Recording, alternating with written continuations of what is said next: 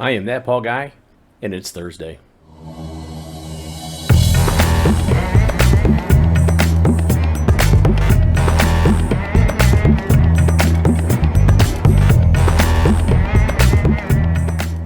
So in the attempt to bring back It's Thursday, we're going to concentrate on one narrow little thing or one part of one thing and see how that goes. I was all over the map last time when I tried to do this about a year and a half, 2 years ago, and it was, yeah, we'll see. But anyway, there's a couple of games that got major updates within the past day or two.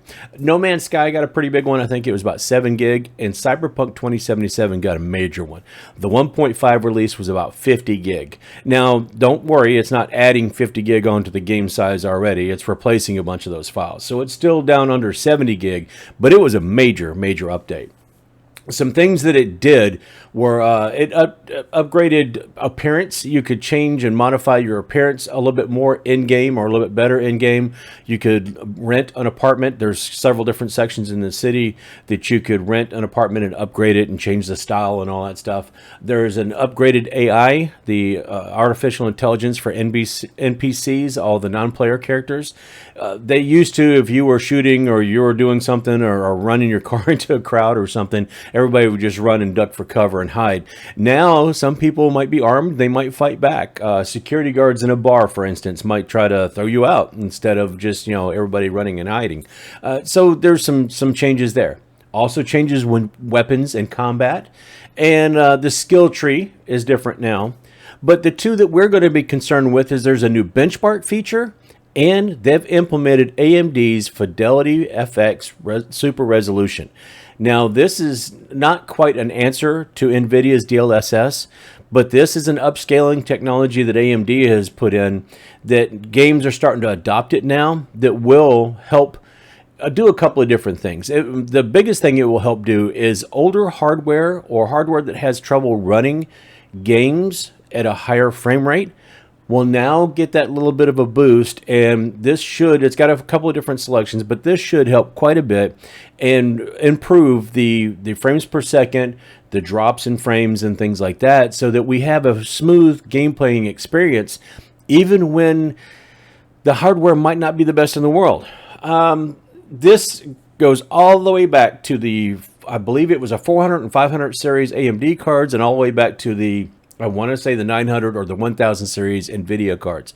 This has been tested on a lot of different video cards from the past 5 or 6 years, and it works on not just AMD cards, but on NVIDIA cards as well. So this is not NVIDIA's implementation of their digital learning super sampling. This is something that will encompass all video cards and probably work on Intel's as well when they release theirs. So we took a look at this on two different video cards just to kind of get an idea of how wide range the difference or any difference at all might do. The first thing I did was I checked it out on an RX 6600 XT. Now you would think this card has no problem now running CyberPunk, and it didn't. It really didn't. I tested on 1080 high and medium because I wanted to have something to compare the 6600 XT with the RX560, which would be the next one that I would test. The RX560 only has 4 gig of memory, the VRAM on board, so that it's inhibited in a couple different ways. It's it doesn't take any outside power. It has a lot less memory. It's a lot older card, and it's a lower model card.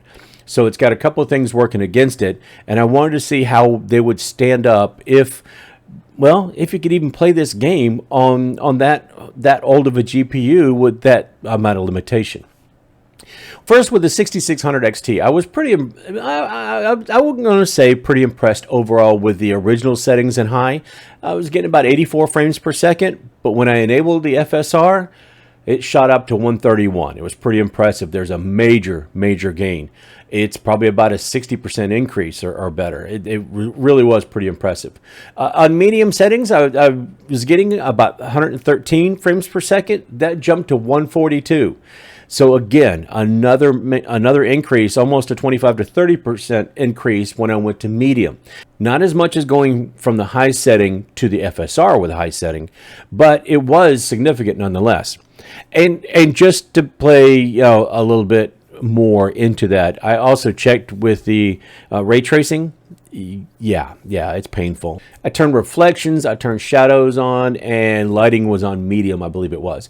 And it's just, it will give you, it'll give you a playable experience, but overall, it didn't look any better than, in the short gameplay I did and the benchmarks, it didn't look any better than anything else did when I had it turned off. So my suggestion here is just run without it, because the game looks pretty good without having to put ray tracing in. And on an AMD 6600 XT, that's still pretty new technology. I would just recommend going with either just the stock settings or the FSR. Now, on all these, what I did is I set it to the middle setting, FSR quality. So I guess it's not really the middle, but it's close to the middle. But anyway, I set it to quality setting in the Fidelity FX, and that's what we went with both this card and the next one, which was the RX560. Now, this in original settings for high on 1080p, painful, 14 frames per second, really choppy, very painful. I was surprised that I got 24 frames per second when I turned it on.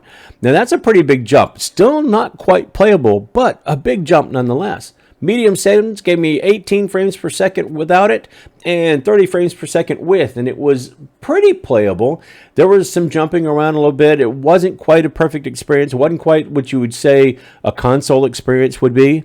But when I tried it on low settings, yes, the graphics are going to be a little bit less, or they're a little bit worse, but it was 24 frames per second without it and 37 frames per second with a smooth experience with it. So again, we did go down a little bit in quality of the picture because we're on 1080 low, but we're running CyberPunk 2077 on 1080p with a 5 or 6 year old graphics card with 4 gig of memory.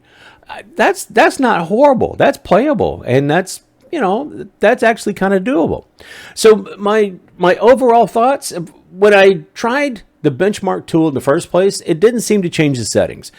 Whatever I started with, that seemed to be within margin of error what I got every single time. So when I first started this and got 84 frames per second with my first run, I tried it with medium settings, tried it with low settings, and I got 84 frames per second on all of them. I tried it with the FSR on and with it off, and I still got like 82, 83, 84 frames per second. So it didn't make much of a difference.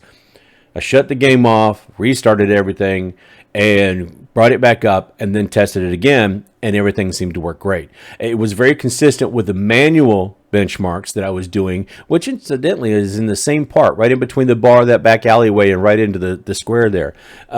It's pretty interesting that it's the same path. Of course, it's not a flyover, but the benchmark tool actually did work out pretty well when I restarted the game.